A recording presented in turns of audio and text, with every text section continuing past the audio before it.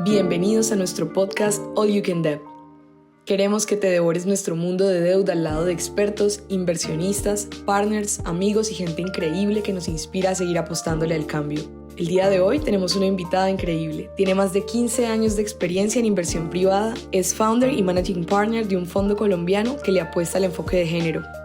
Vamos a hablar de su experiencia, sus anécdotas, de su perspectiva sobre los fondos de pensiones y además les contaremos una noticia increíble. Comencemos.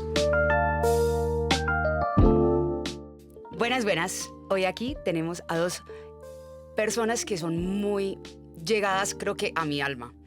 Tú más recientemente mi Pati, Juli, ya creo que desde hace unos años atrás, ya vamos a entrar a hablar más de Juli eventualmente, pero antes que todo quería hacer una breve intro de Pati.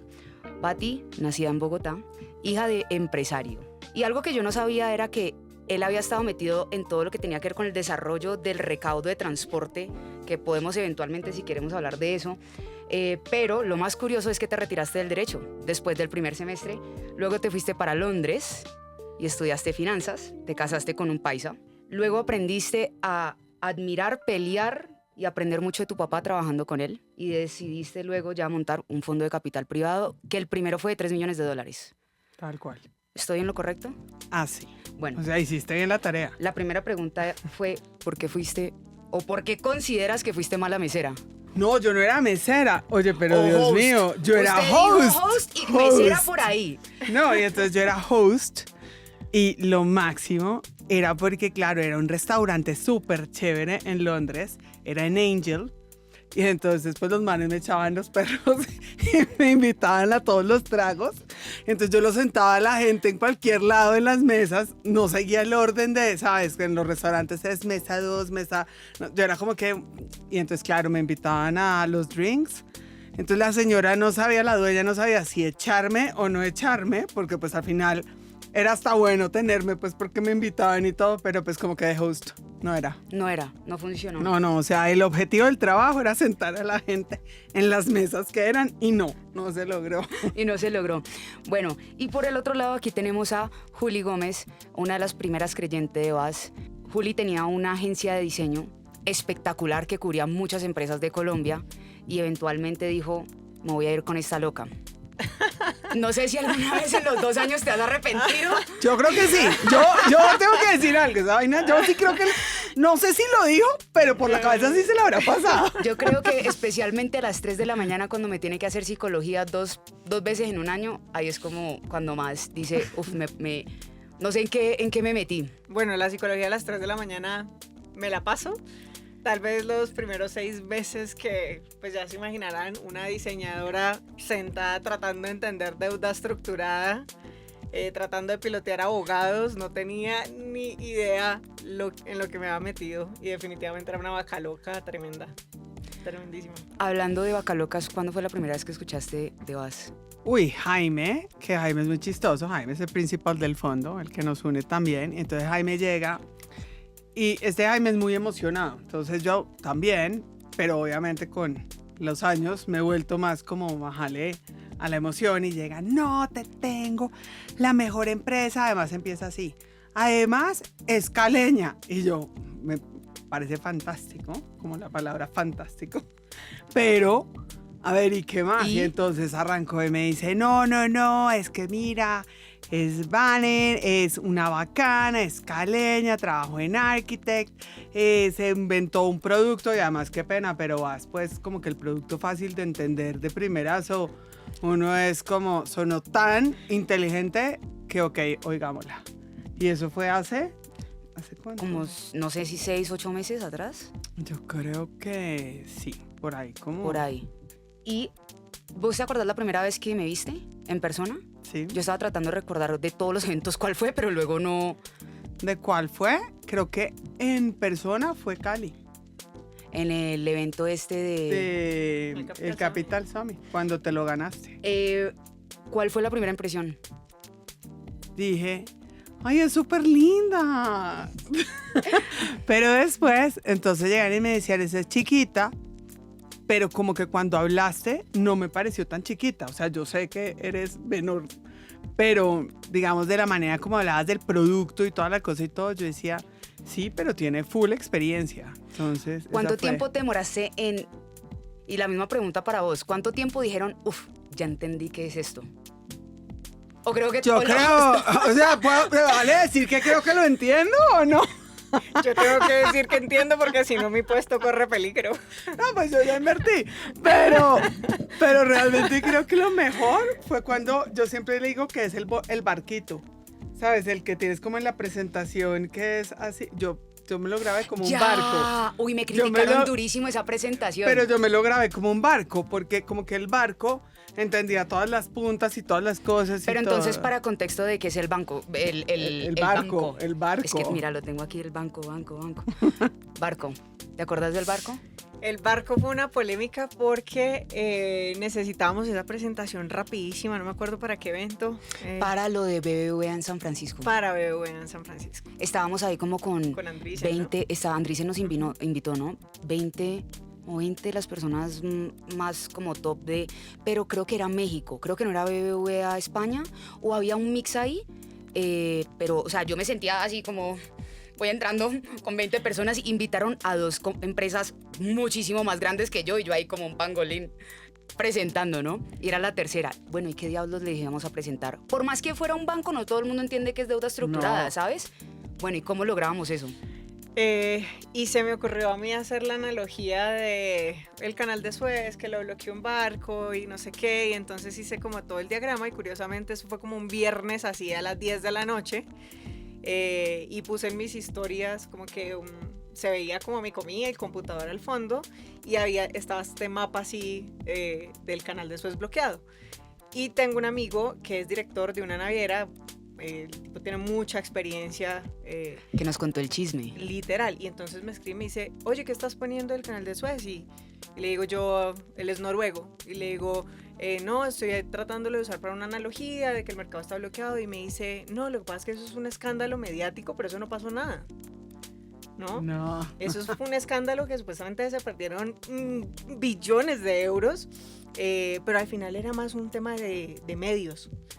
Algo porque los político estaba bancos, pasando. que también porque los bancos ya luego se iban por el sur de África, entonces como que no totalmente se paró, pero se volvía como más ineficiente. Como que logísticamente no causó ningún impacto del tamaño a lo que le elevó la prensa, ¿no? Y juepucha, entramos nosotros Pero en el un chisme- debate interno. Pero el chisme era que supuestamente porque alguien se había emborrachado en el barco ¿Ah, sí? y entonces que eso fue lo que había ocasionado que, yo no sé si eso fue verdad o no, pero eso fue lo que nos llegó. Y entonces decíamos, pues todo el mundo está borracho en la fiesta de producir mala deuda. Pues usémosla Ay. así, lo que decíamos era, seguramente dentro de la mesa a la que se le va a mostrar esta presentación, alguien probablemente sabrá que esto no fue tan un bloqueo, Ajá. que fue más un escándalo, pero arriesguémonos a ponerla porque ¿cómo más explicamos esta vuelta? Bueno, pues a mí me sirvió. Bueno, O sea, no fue en vano, no fue en vano. Literal. y entonces, ¿recordás el barco? No, pues recordaba el barco y toda la analogía, pero tampoco era fácil. Entonces cuando llegué y dije, ¿cómo lo voy a entender realmente?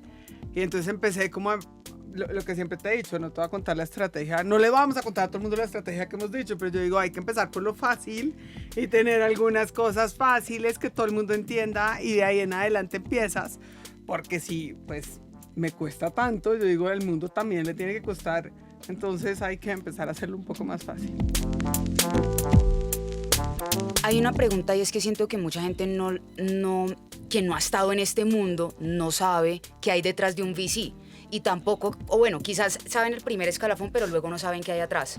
¿Quién por lo general invierte en empresas o en fondos como los de, por ejemplo, Mountain Partners? No, digamos Mountain Partners, yo creo que estos fueron menos institucionales, fue mucho más personas. Y lo que pasó ahí fue que Mountain Partners quería entrar a Latinoamérica. Yo estaba en Colombia, Felipe y Eduardo estaban en Chile. Y Felipe o sea, México y Chile ya estaban juntos. Acababan solamente de fundar Colombia y de ganarse unos preoperativos. ¿Qué son Que dio- prooperativos? Preoperativos es lo que dio Impulsa en un momento para impulsar los fondos de capital privado. Ok.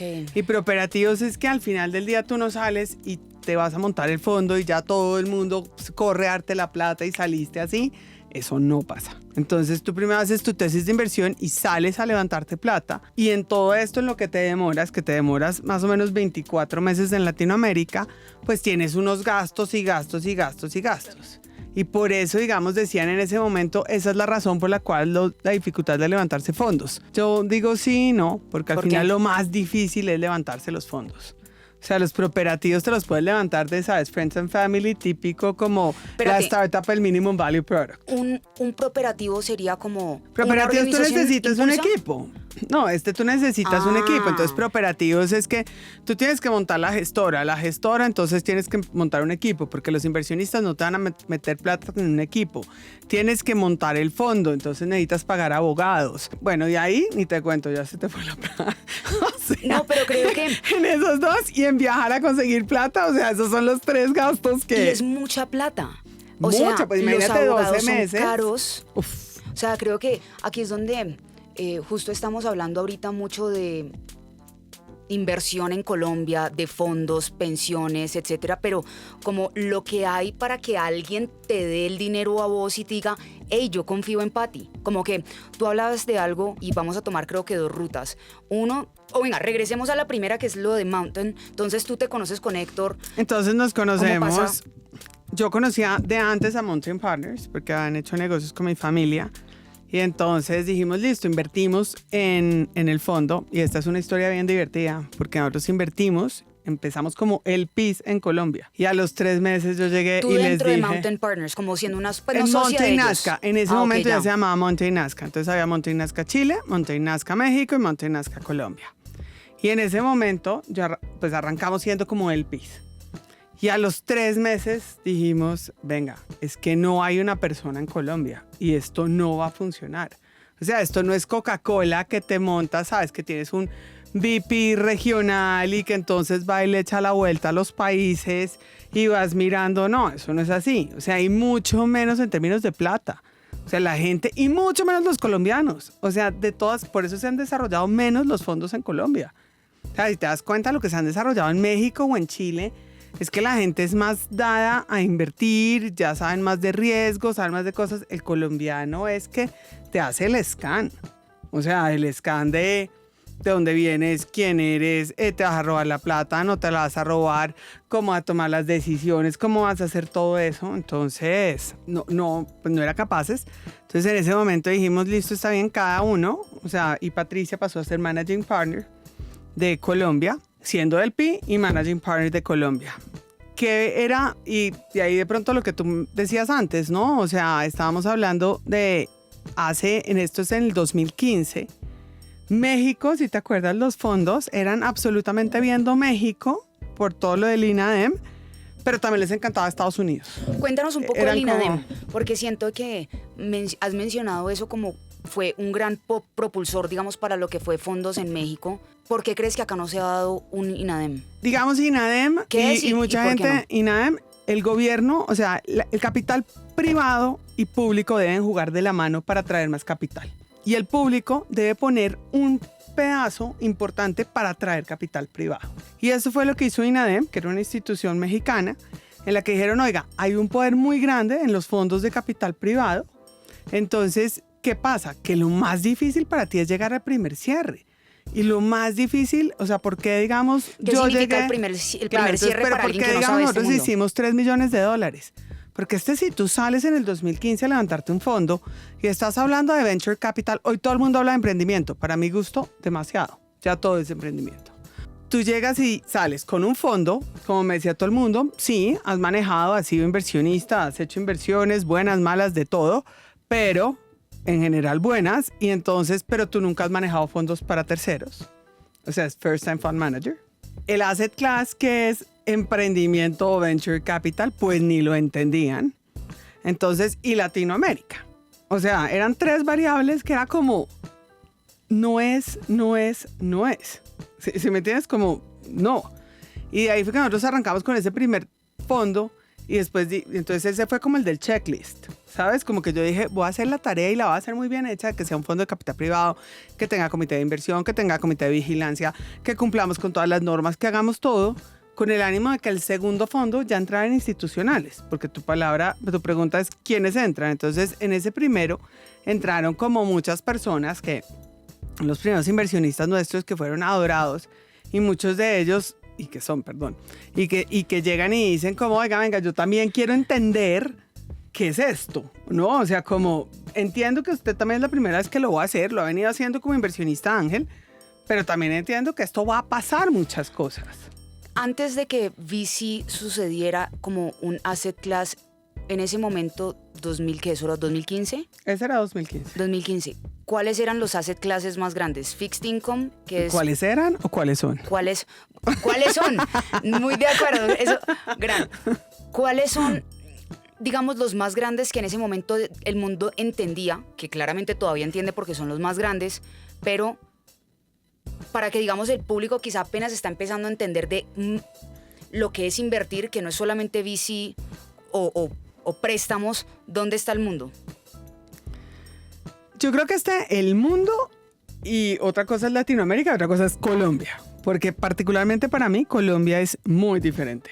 Entonces, el mundo, digamos, en el 2015 ya estaba hablando de Venture Capital, ya estabas en Silicon Valley, ya estabas en Alemania, pero eso venía muchísimo a que toda la parte de VC vino pues del desarrollo tecnológico de acceso a Internet, acceso a smartphones, ¿no? O sea, y del conocimiento de manejar esto. Entonces, pues claro, nosotros vamos 10 años detrás. Entonces, eso ya se ha estado viendo en las otras partes.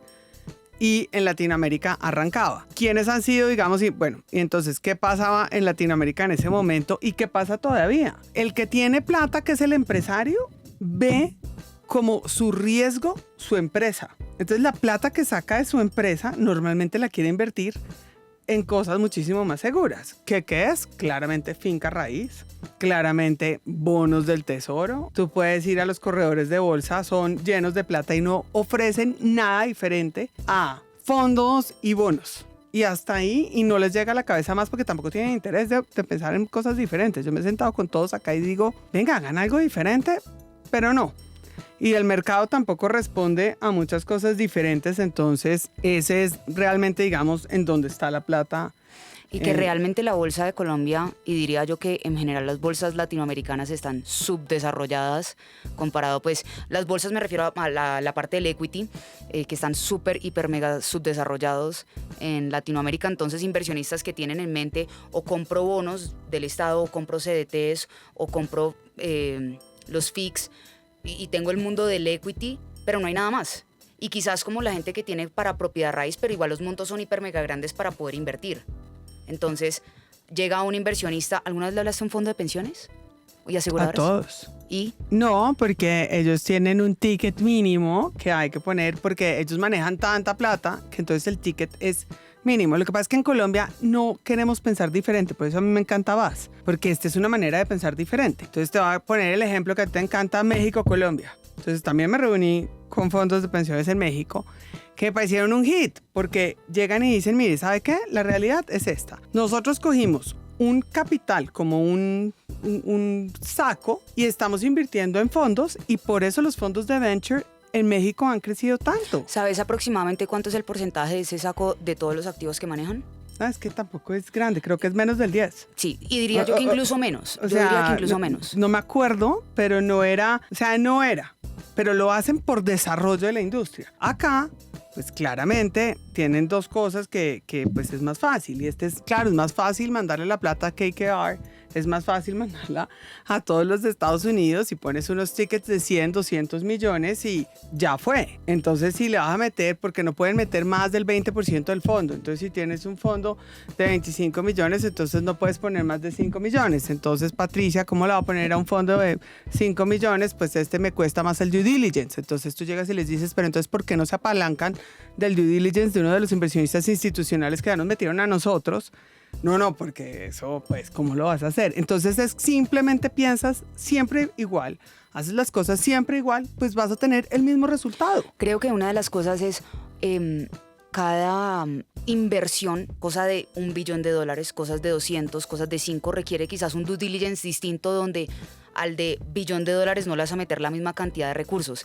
Y creo que en el mundo de alternativos, que es el asset class que en el VC se encuentra, es tan desconocido que ni siquiera hacer un due diligence para $5 millones de un segundo fondo, cuasi primero, segundo, ¿cómo le llamarías a Eva? Nosotros le llamamos segundo por haber hecho todo el checklist. Perfecto. Pero muchos dicen, no, es primero por el tamaño del primero. Pero igual yo digo segundo. Yo también digo segundo. Pero digamos que hay un fondo de pensiones que está escuchando, ¿cierto? O alguien que está en la junta directiva de un fondo de pensiones o de una aseguradora. Si vas a levantar el próximo fondo o a otro inversionista a levantar un próximo fondo, ¿cómo le recomendarías a ellos? Porque claramente tienen muchísimo para capital invertir y no pueden estar invirtiendo en cosas de $1 millón porque eso son los 100 pesos para nosotros, ¿me entiendes? Yo creo que al final del día no se tiene que inventar el agua tibia. O sea, como te estoy diciendo, en México ya lo hicieron. Déjame decirte que lo que manejan en México en fondos de pensiones los colombianos son diametralmente distinto. ¿Cómo Entonces, le recomendarías? Cuando llegan y lo hacen, destinaron una bolsa. Y la bolsa que destinan, pues tiene otro tipo. Y entonces, ¿qué hicieron? Contrataron a otro asset manager que les hiciera estos, o sea, uno que les hiciera la tesis de inversión y dos, con un mandato de invertir en estos pequeños un porcentaje y que ellos mismos hicieran el due diligence. O la otra cosa que te digo, es muy diferente, digamos, Patricia, en el fondo 1, decir, oye, es que me invirtió tal persona. Claro, las personas naturales no hacen un due diligence exhausto. Pero un IFC, déjame decirte, 6 meses. Todos mis inversionistas, o sea, entonces, ¿por qué no coges eso? O sea, y empiezas a pensar diferente porque sí es el desarrollo del país lo que tienes en la mano. Y hoy, con la reforma pensional, esa es la parte que uno piensa. O sea, vengan, métese un poco y... Entonces, ellos digamos que pueden tener 2 rutas. Una, digamos, que sería ir con un institucional como el IFC, a ellos hacerle su propio due diligence y decirle, venga, muéstreme usted cómo lo hace para yo pegarme y entonces yo le meto, si usted mete uno, yo meto uno. Pues podría hacer algo así, o sea, okay, diciendo como, venga, muestra el due diligence que le hicieron a esta gente, que claramente no es una persona natural, y veamos esto, y entonces exactamente, usted mete uno, yo meto uno, entonces así, pues le estás creyendo al due diligence. Es como en las startups, cuando tú tienes un inversionista líder, pues ¿qué hace? El resto se pega, o sea, sí, va y revisa unas cosas, pero el lead investor fue el que fue y revisó y negoció los términos y se sentó con los abogados y, ¿no? Y la mayoría de nosotros ahora ya estamos como, oiga, ¿y será que me prestan el due diligence que hicieron para todos? Una pregunta, ¿ellos regulatoriamente están, digamos, inhibidos a hacer eso y por ende les toca qué hacerlo? Porque entonces ahí ya estamos hablando de regulación, ¿no? No hay regulación. Okay. Es su deber de que tienen que hacer un due diligence. No pueden hacerlo, o sea, deben hacerlo como todos los que tenemos. Pero pues como tú lo hagas o como decidas hacerlo, o las políticas de la junta directiva, porque al final del día que se reflejen. Son las juntas directivas de los fondos de pensión los que deberían de alguna manera decir, oiga, sí, hay un punto en que qué desarrollo podría tener. Este es increíble que cuántos fondos, tú que estás acá, ¿cuántos fondos conoces colombianos? 4. Tengo 3 y el cuarto como que sé que vino por ahí, pero no sé cuál es. Mentira, no, ya sé cuál es. Mencionaste algo muy cool y es que se traigan a alguien a que maneje esa estrategia. Algo que yo he encontrado más del mundo de deuda estructurada es que no es como que puedas ir a Manhattan, a Nueva York y te vas a encontrar con 80 candidatos para poder hacerlo. Me refería más al hecho de que hay un fondo de pensiones que está diciendo, vení, bueno, listo, yo quiero ir a meter 10.000 millones de pesos y va a ser una cosita ahí que vamos a dejar para este año. Ve, pero ¿a quién llamo? ¿A quién puedo levantar el teléfono para llamar y decirme, venga, presénteme a alguien para aquí en Colombia? O sea, ¿cómo pueden encontrar eso? Aquí en Colombia, en este momento, no lo hay. O sea, la parte que te hagan el due diligence o toda la estrategia y todo eso para el fondo de pensiones, no. O sea, porque esto es economía de escala y primero no van a meter 10.000 millones. O sea, ellos en serio, si pensaran en esto, deberían meter como empezaron otra vez, que yo digo en México, más o menos entre 5 y 10 millones. Pero básicamente el mismo equipo lo puede hacer, ¿vale? Solamente es que el equipo o sea, simplemente ¿sabes qué falta? Voluntad. O sea, la verdad es que si tú no quieres hacer algo o no le encuentras valor o estás queriendo hacer otra cosa. Yo eso estoy de acuerdo, pero siento que también cuando hay voluntad y hay mucha falta de como desconocimiento, además de que viene también por un riesgo atado, porque todas las inversiones tienen un riesgo atado, y luego ni siquiera saber cómo cuál es la ruta, porque en el día a día de lo que tenés que hacer y además todas las políticas del gobierno, y para mí sí o sí va a pasar, pero requiere que el primero lo haga, que marque una ruta para que el resto diga, uff. El primero que lo haga, yo también espero que el primero lo haga pronto, y el primero que lo haga seguramente es el que tiene un presidente que es mucho más conocedor de este asset class, pero falta, como te digo, al final del día es como que las juntas directivas digan, sí, le vamos a meter, y que entiendan que, a ver, si le vas a meter el 3%. Ponle el 1. Ponle el 1.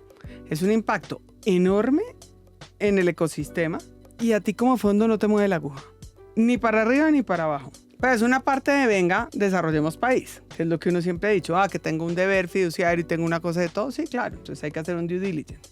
Pero lo primero que hay que hacer es entender el asset class y decir, venga, y ayudo al desarrollo de este ecosistema, que es, digamos, cuando tú me dices qué pasó con INADEM, eso fue lo que hicieron. Entonces el gobierno llegó y dijo, listo señores, los primeros fondos, yo me acuerdo cuando estábamos en Nazca, Nazca fue uno de los receptores de ese dinero de ese momento, y al final del día lo que decía el gobierno en ese momento era, venga, yo le fondeo el 40% del fondo. Entonces imagínate, ya cuando tú sales con el 40%, mucha, o sea, ya estás, y además te da un beneficio para los inversionistas, que era, listo, está bien, el INADEM después va a recibir su capital y el hurdle rate, que es el, digamos, como el interés garantizado, pero el resto, el upside de lo que genera el fondo era para los inversionistas. Entonces tenías dos beneficios para los inversionistas.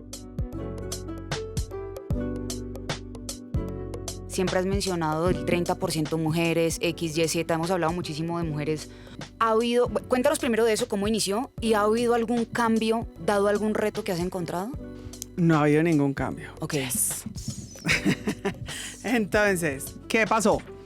Cuando empecé a mirar el segundo fondo, entonces empezaba a decir como, oiga, ¿qué podemos hacer diferente o hacia dónde va el mundo? Y empezaba, a todas las mujeres no les llega el capital, a las emprendedoras, pues, y sabes, Silicon Valley Bank y Silicon Valley tampoco les está llegando, el 2% del capital que llega es para mujeres, entonces, ¿qué podemos hacer? Porque a las mujeres no les llega capital. Entonces yo me senté a estudiar muy juiciosa porque dije, venga, pero yo no tengo ese sesgo, porque efectivamente no lo tengo, soy mujer, me ha pasado lo mismo, o sea, no soy la que no voy a invertir en mujeres, pero no había invertido en mujeres en el primer fondo. Entonces de ahí es que arrancamos la segunda tesis porque empezamos a ver como varias cosas. Espérate, ¿por qué nunca invertiste en una mujer en el primer fondo? Se pasaron, primero, no hubo una empresa solo de mujeres que viéramos. O sea, y al final del día, Valen, realmente lo que pasa es que ha cambiado y ha evolucionado muchísimo las startups en los últimos 8 años. Y las que vimos que eran, digamos, como co-founders, no pasaron el comité de inversión. O sea, no fue nada, nada que ver con género ni nada así. Y ahí es donde yo dije, bueno, listo, entonces vamos a hacer la tesis de inversión. Y sí vamos a tener una política de género, pero precisamente no por eso EWA solo invierte en mujeres. Porque dije, no creo que las haya. O sea, para decir Latinoamérica y solamente no. A mí me gustó mucho algo que tú dijiste una vez en un podcast, y era, si nos enfocamos solamente en un género, posiblemente hagamos lo contrario a lo que un género ya hizo. Y siento que la verdad pudiésemos llegar a eso, y creo que después de Me Too medio se llegó como un poquito a rasgar ese mundo, ya nos centramos un poco más, pero por ejemplo mi definición de feminismo es que las oportunidades no se nos nieguen por nuestro sexo. Entonces si es así, sí soy feminista. Y creo que por ende ahí es donde digo, defínemelo y te digo que soy. Pero, exacto. ¿Te costó levantar más plata bajo esa bandera de voy a invertir en mujeres? Claro, o sea, sí y no. Ok. Claro, porque, y justo una de mis preguntas era sí, no. cómo el impacto, la definición de impacto ha cambiado desde el 2015 a 2024, ¿no? Total, pero entonces, primero, ¿por qué te digo sí y no? Número uno, entonces cuando tú llegas y dices EWA fundado por Patricia como General Managing Partner y Co-Founder, entonces tú dices una mujer. ¿Cuántos fondos son fundados y manejados por mujeres. Entonces te podría decir que en Latinoamérica creo que ya le perdí la cuenta, pero en teoría creo que no somos más de 7. O sea, fundado por mujer, o sea, claramente los equipos sí han traído muchas más mujeres, porque los inversionistas se los han puesto, y entonces estamos ya en la parte de, oiga, más diversidad de género dentro de los equipos, pero fundado estamos hablando. Entonces cuando tú me dices si me ha costado más trabajo, claro que sí, porque cuando tú vas, ¿quién maneja la plata? Los hombres. Los inversionistas grandes son hombres. Y cuando tú empiezas a mirar y tratar de, o sea, sinergia. Y la gente le gusta más hablar, ¿sabes? O sea, si tenemos algo en común y tenemos muchas más cosas en común y de todo, pues va a haber más flow. Mientras que si llega la otra y entonces no lo hay tanto y cuesta más. Eso es una realidad. Alguien me dijo, oiga, mire, la verdad es que no le metimos plata a usted, se lo metimos a otro, porque el amigo es del amigo. Sorry. Y uno se queda como, uy, yo no sé si estuvo mejor que me lo hubieras dicho o que no. Pero bueno, gracias. Pero, o sea, es para ponerte el contexto que sí pasa. Entonces, ahí digamos por ese lado. Pero cuando empezamos nuestra tesis de Gender Lens, entonces, ¿qué dijimos? El 40% lo invertimos en donde hay fondos que hayan mujeres que sean cofundadoras. Entonces, fíjate que ahí yo no dije solo mujeres, sino cofundadoras. Ahora, que tengan mínimo el 30% de participación del equipo para que en serio tengan voz y voto en el equipo y no sean las que meten en la foto, que a veces también me ofende un poco más.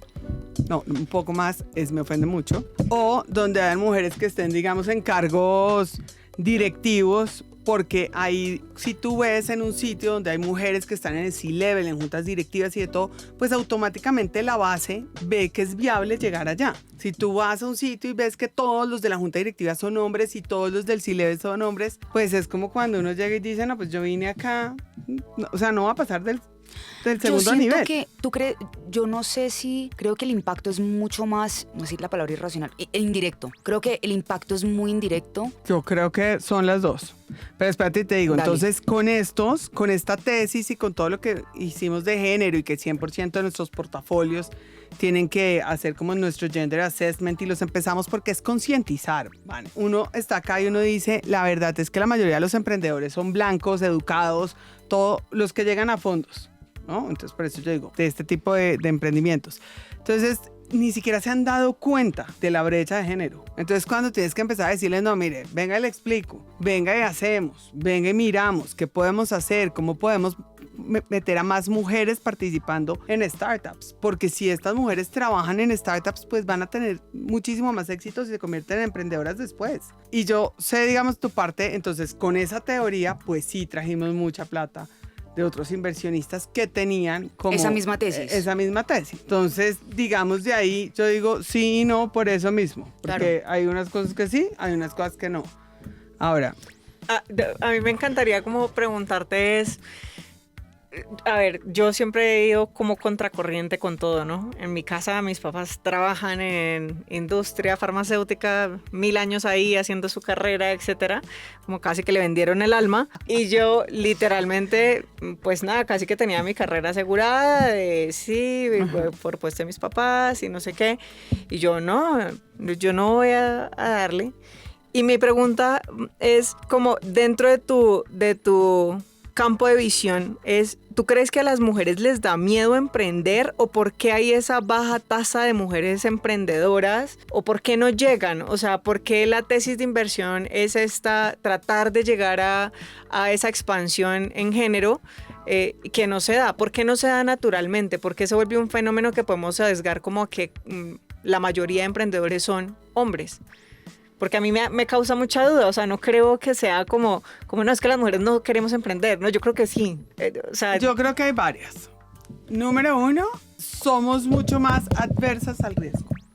Y esa Claro. es una realidad. Pero también viene de cómo te criaron. ¿Tú fuiste Y- la única mujer? No, yo tengo mi hermana también. Hermana. Ajá. O sea, son dos mujeres. Somos dos. O sea, a tu papá le tocaba sí o sí Sí. tener a una mujer emprendedora. Sí. Ve, y tu papá que es como pues del viejitos ya, que no se ofenda, lo digo con todo el amor del mundo, se lo juro. ¿Nunca te limitó? Nunca. Además, Nunca. es más, él es el que empoderó. Empoderó. Entonces, yo lo que creo, hay dos cosas. Una, empoderó y otras veces se arrepiente. Ahora ya te cuento. No, pero es que es cierto. ¿Por qué? Porque al final del día somos más adversos al riesgo y vale la pena mirar cómo va a evolucionar esto después. Pero digamos, haz de cuenta, lo normal era, como estábamos hablando ahorita antes, mira, tú te vas a casar. Y entonces si te casas, ¿de quién es? O sea, automáticamente, ¿quién es el responsable de la casa? La mujer. O sea, nadie te pregunta, es automáticamente. Y tú tienes niños y automáticamente, ¿quién cuida a los niños? La mujer. Entonces, y está perfecto que tu marido gane más. Bueno, porque eso es lo normal, los hombres ganan más. Entonces automáticamente tú te pusiste en segundo puesto en esto. Claro. Entonces, si todo esto te lo dieron, pero como si te lo estuvieran dando por cucharitas desde chiquita, pues la mayoría de las mujeres llegan y digamos mi generación pues llegan y yo veo a muchas que es como, no, es que yo no quiero sacrificar mi familia. Y yo digo, además, cuando has visto a un hombre decir sacrificio? Yo siempre digo, esa palabra no existe en el vocabulario de los hombres, pero en las mujeres... ¿Dirías que, aquí cambiando de tema 180, dirías que tu mejor inversión fue Platzi hasta ahora? No sé, porque Porque que ya llegó tenemos el segundo fondo. ¿Cómo me vas a preguntar eso? Porque fue la única, pues no sé si la única, pero creo que fue la mejor liquidación en términos de retorno. Hasta ahora ha sido la mejor liquidación en términos de retorno. La verdad es que es súper chévere, pero también de las que no fue buenas. O sea, uno lo que tiene que mirar es por qué lo hiciste, si se acoplaba a la tesis de inversión y qué salió mal, ¿no? Uy, esa historia allá, ¿cuál ha sido el paso así que decís, cómo no lo vimos venir? Y no con nombres, pero contar la situación. O sea, ¿cómo no lo vimos venir? De cómo invertimos y cómo no lo vimos venir. Yo te voy a decir algo. Una, que no es ni la mejor ni la peor. Pero cuando llegó el emprendedor, todo el comité de inversiones dijo, pero es raro, ¿no? No es como... Y yo dije, no, porque este es tan brillante que entonces no... seguramente es súper tech y no es tan...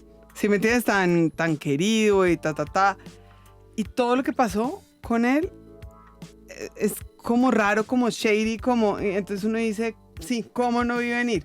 Entonces, esa parte de, no sé, o sea, los emprendedores no son iguales que uno, obviamente, y no quieres que no van a ser tus mejores amigos, pero lo que sí pasa es que sí tienes que pensar que tiene que haber química, como cuando tienes una pareja. Espérame. Anunciemos. ¿Qué pedazo? La ronda, o una inversión, o algo.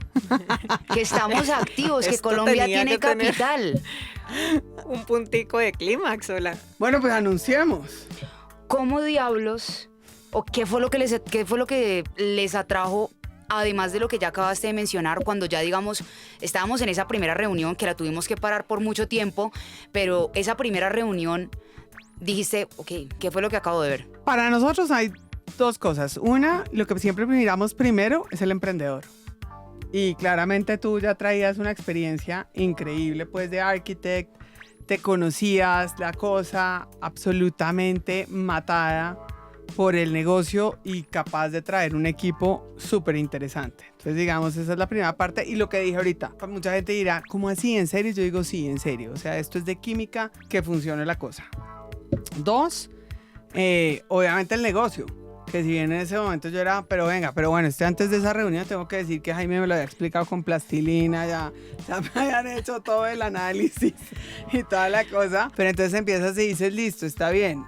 Realmente es una necesidad del mercado, es una industria que está creciendo, tiene todo el potencial, es simplemente como digitalizar una industria y volverla más eficiente. Entonces, pues, tiene todo el sentido del mundo. Y lo otro, pues, que hay una parte que nosotros miramos y es el ADN de EWA que se comparta con los emprendedores. Y pues más ADN no podíamos tener. Y si hoy digamos como que alguien te pregunta cuál puede ser el impacto que y si quieres definir VAS primero antes en tu cabeza, feliz de hacerlo, pero ¿qué crees que el impacto puede tener VAS en la región en la que nosotros estamos? Movilizar capital haciéndolo más eficiente y transparente. Que yo creo que esa es una parte súper importante en Latinoamérica porque somos by default muy desconfiados. y al ser desconfiados somos lentos. Entonces todo el papeleo, toda la parte de lentitud, toda la parte, ¿sabes?, de falta de transparencia en cuanto a toda la tecnología, pues yo creo que vas, sí, al hacerle tracking a los diferentes actores dentro de la deuda estructurada, que a mí honestamente no me gusta solo decir que es deuda estructurada, porque creo que puede ser muchísimas cosas más. Entonces cuando digo deuda estructurada siento que lo limito. Entonces también es una invitación a que dejemos de hablar solo de deuda estructurada, porque así nació, pero tenemos que desarrollarnos muchísimo más. Entonces, pero al final del día sí lo que uno necesita es esto, ¿sí me entiendes? Porque si hay, no sé, o sea, todos los que necesitan deuda de alguna manera, o todos los que necesitan compliance, o todos los que necesitan validar datos en el sector financiero, pues tienen esta necesidad, ¿no? Y lo están haciendo Chinomatic, o lo están haciendo simplemente, sí, o sea, Chinomatic o alguna parte, pero como tú misma lo dices, una parte tecnológica que es nada, o sea, es un Excel puesto. Entonces falta muchísimo, y creo que el movimiento de capital y la transparencia, porque también creo que mucho capital no se mueve en Latinoamérica por la falta de creer en la otra parte. Creo que falta demasiada transparencia en un mercado que, además, que ustedes entran primero como VCs o mucha gente entra a poner el capital primero y luego se necesita deuda, y mucha gente no sabe que incluso el mundo de deuda es más grande que el de equity, pero falta muchísima eficiencia desde las fiduciarias, de los originadores de cartera, desde los acreedores. Y gran parte de lo que nos consta aquí de contarle a la gente, que es este contenido medio educativo, es muy difícil explicar deuda, pero es muy fácil entenderlo cuando uno lo empieza a digerir en eventos que pasan latentes. Ah, no, es que han pasado, ¿no?, todos. ¿Ah? Han pasado todos, o sea, sí, desde el tema en Estados Unidos en 2008, etcétera, etcétera, pero digamos más cercanos a nuestra sociedad es que sí empezamos a ver que hay unos vehículos muy fáciles de cómo estafar a la gente, ¿no? O cómo incluso entidades financieras prestigiosas se sirven de tener negocios un poco medio ilícitos, y básicamente esto es, venga, hagamos una solución y venga, contémosle a la gente que hay un tema de software o de desarrollo tecnológico que básicamente lo que está haciendo es casi que ponerle una credencial o una cartillita a las empresas de, ¿sabes qué? Usamos BaaS. ¿Qué nos aseguramos en BaaS? Nada, todo lo que pasa aquí es transparente, puedes acceder a la información, puedes conectar a todas tus partes involucradas dentro de la línea, ¿sí? Todo el tiempo vas a recibir tu información al día, ¿no? Aquí no pasan verificaciones de temas de activos en una semana o en 15 días o en un mes. Aquí si querés las tenés diarias. Entonces, como todo este tema, esta sensación de la transparencia y la eficiencia es decirle a esos inversionistas, vea, esta empresa tiene BaaS, fresco que su plata está bien. Pero ¿cómo haces para que el día de mañana las cosas ya no se demoren 12 meses y que además de demorarse 12 meses, luego sea hiper mega ineficiente? Es como, la cosa que yo le doy a cada inversionista de equity es como si imagínate que te tocara que aprobar semanalmente todos los gastos de la empresa. Pero lo importante ahí sí es la transparencia. O sea, la verdad yo creo que la parte que la gente vea la transparencia y la eficiencia de esto, entonces hace que se desarrolle mucho más la deuda estructurada. O sea, lo estamos viendo tú desde el momento de ir a levantar plata de fondos de pensiones, la resistencia a invertir en alternativos, lo mismo pues quizás organizaciones hiper mega grandes. ¿Qué recomendación le das a alguien que está pensando entrar en ese mundo? Yo primero les diría que Además tienen que hacer bien el pricing, porque algo que no saben hacer los emprendedores es pricing. Y no saben si lo están vendiendo más barato, más caro. Y cuando yo en cambio creo que digamos la mayoría de las empresas están dispuestas a abrir la puerta, pero siempre la abren para un piloto. Entonces, ¿y qué pasa con el emprendedor? Le encanta ir a varios pilotos o se desenfoca. Y entonces uno dice, ¿de cuánto es el piloto? ¿De cuánto tiempo es el piloto? Que el piloto no sea de 6 meses, el piloto debe ser algo que quieres ver con el piloto. ¿Qué es lo que no te cuadra de este negocio? Para que yo te haga el checklist en este piloto de 3 meses. Entonces te tienes que enfocar ahí. Eso me gusta mucho, lo voy a decir de otra manera. Cuando vayas a una corporación y le vas a vender, tú le dices, ¿qué te falta para terminar de comprarme y comprometerte a pagar $500,000 al año?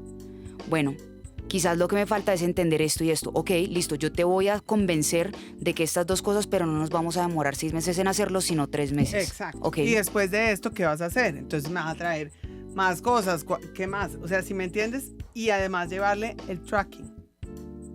Porque lo más fácil es venderle a la misma persona, venderle más cosas. Ahora, eso no quiere decir que concentres tu mercado solamente en una persona, en una empresa. Pero yo sí creo que, digamos, esa parte, digamos, de los pilotos, de no saber qué es lo que tienen que validar las empresas.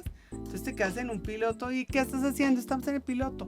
¿Y cómo vas? No, pues bien, dura 6 meses. Sí. Bueno, ¿y qué? O sea, ¿qué pasa en el piloto? O sea, ¿qué hay que hacer en el piloto? Una de las cosas increíbles que a mí me ha encantado de EWA ha sido, uno, deuda no es fácil entenderlo. Y creo que tener a Jaime como que lo entienda y como poder platicárselo a él y que él también conozca a mucha gente, increíble. 2, que a pesar de que tu fuerte no es deuda estructurada, hemos hablado mucho de pricing, yo desmenuzo el problema y vos me ayudas, ve, ¿por qué no haces esto? Ve, ¿por qué no haces lo otro? Y como que esa cosa de ideas y rebotarlas en español y jocosamente y a la misma vez como putear, etcétera, como que todo eso así increíble. Y 3, me encantaría cerrar con algo y es los padrinos. Los operating partners.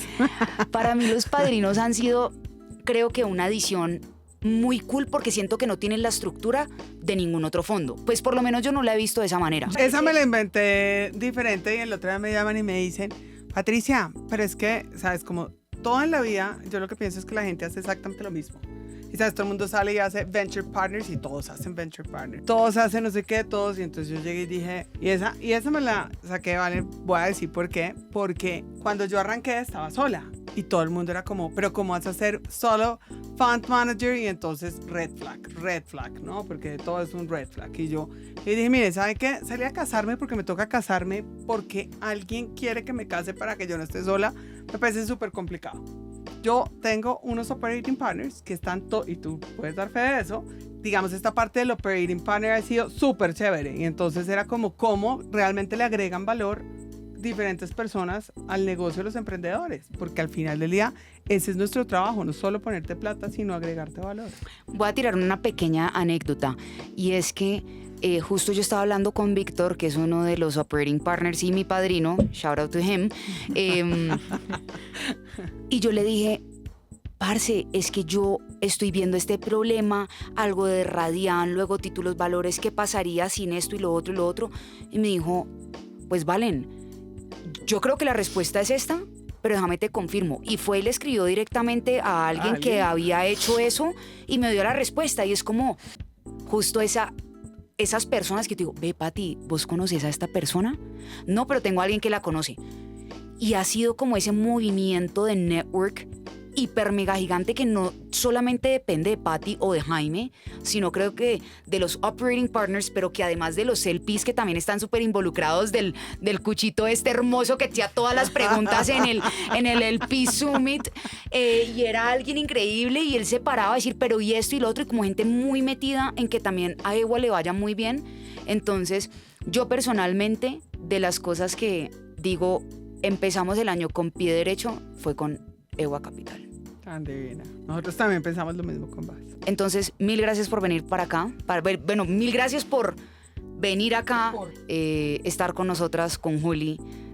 Gracias por candid answers, ¿cómo se dice? Candid answers. Por respuestas honestas, lo más posibles que se puedan hacer para un mundo que creo que estamos apenas empezando.